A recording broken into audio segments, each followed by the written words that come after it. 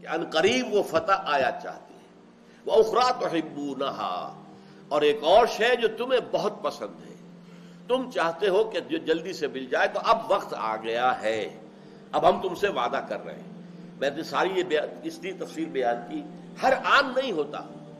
آج اگر میں اس کا شکوہ کروں کہ اللہ کی مدد کیوں نہیں آئی، میں نے اپنی پوری زندگی کھپا دی ہے، بہت کم لوگ ہیں جنہوں نے رسپانس شو کی، جو آئے میرے ساتھ، جنہوں نے مل کر میرے ہاتھ میں ہاتھ دیا یا میرے دست و بازو بنے، نہیں، کوئی پرواہ نہیں، یہ فیصلہ اللہ کا ہے۔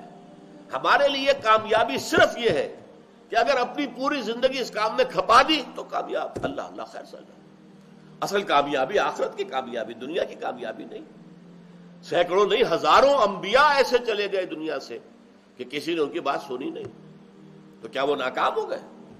حضرت نوح نے اگر 950 برس دعوت دی اور چند انسان نکلے ان پر ایمان لانے والے، 950 برس، تو کیا حضرت نوح ناکام تھے؟ معاذ اللہ، وہ ناکام نہیں تھے، وہ لگے رہے، ڈٹے رہے اسی کام کے اندر۔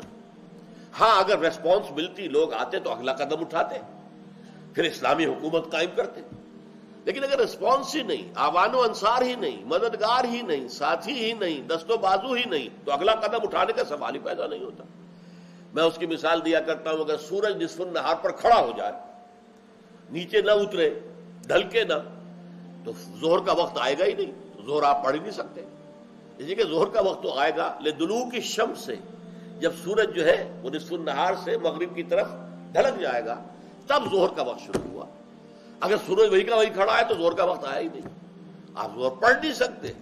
اسی طریقے سے اگر ریسپانس معاشرے سے نہیں ملی ہے تو آپ اگلا قدم نہیں اٹھائیں گے، لیکن آپ اگر ثابت قدم رہے اس دعوت کے اوپر، وہ جہاد بالقلم اور جہاد باللسان اور جہاد بالقرآن، یہ جاری رکھا آپ نے، تو پھر آپ کامیاب ہیں۔